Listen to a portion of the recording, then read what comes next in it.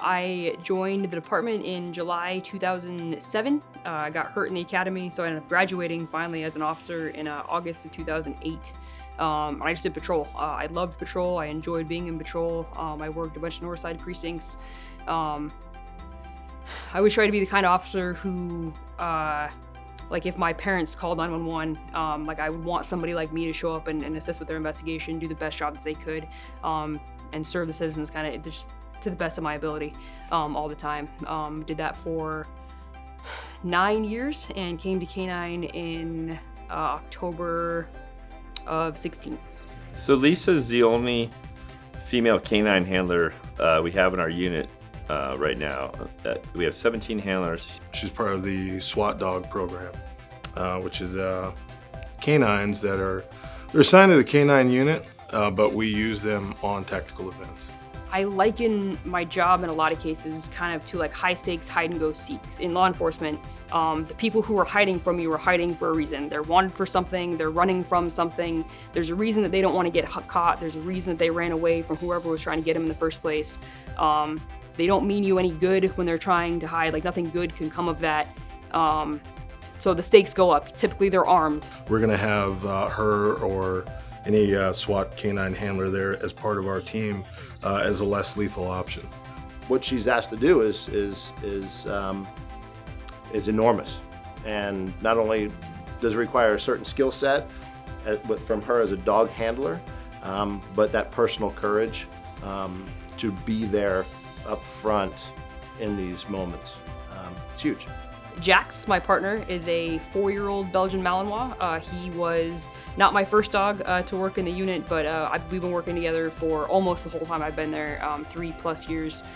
We have 15 apprehensions, dozens of fines. He's really good. He's got a good nose, very energetic all the time. I think they're a perfect fit because they are just diametrically opposed in their personalities. Like he is a complete wild man, and Lisa is as calm and collected as a person could possibly be. You never stop and think like how difficult it is probably for her to be one of only 17, but it has to be.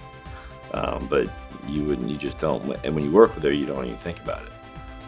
You don't ever have to say, oh, I don't know if Lisa can handle this. It's like, hey, Lisa, sometimes calm down. She's pretty tough. I never know what to say when people are like, oh, like talk about your experience as a woman in law enforcement. I'm like, well, I'm a woman and I'm in law enforcement. Like that's, I don't know. Never having been a man in law enforcement, like I couldn't tell you how it differs from their perspective. Well, for lack of a better term, like one of the guys. I don't get treated differently. I've never experienced I've been treated differently than my male peers. Actually, when she provided me with gift cards for the meal service post-cancer surgery, I gave her a great big hug and I felt her go. When I first met her, I was so proud of her. I walked up to her and gave her a hug, and it was so awkward. She was just like, oh, okay. I noticed that she's not very, we don't get close, like she's not a hugger or anything like that. So then the next time I saw her, you know, we did she was awesome, and I gave her a big hug and said how proud I was of her. And she goes, oh yeah, we're doing this again. She doesn't really like to be hugged. So I have obviously never hugged her. And about the third time, she's like, oh yeah, you're a hugger. I think I did hug her once in the hospital when after she had her surgery. But I think she was a little medicated, so she didn't really mind it too much. I've seen Lisa Fisher at numerous tactical scenes because she's going to be the first person there. Anytime you need anything, there's Lisa Fisher. For her part in particular, she has more than once put herself in a position where she was exposed to danger in order to make my team safe.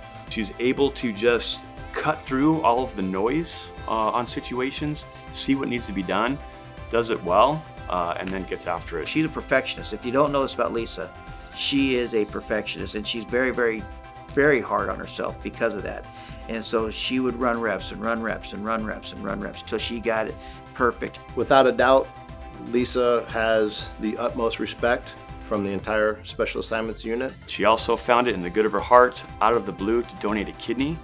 And so to a complete stranger, she donated a part integral part, obviously, of her body so that another human being could live a higher quality life. Yeah, the guys on the squad, I mean, we all, I guarantee you, are just way better people because of what we see from her. I mean, she is absolutely probably the best human being I've ever met.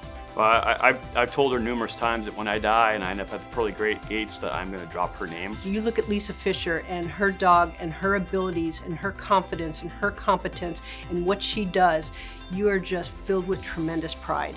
Congratulations to Officer Lisa Fisher for receiving the Elevating Women Award. Your example of canine handling in our city serves as a role model for all of us, and we're truly inspired. Congratulations.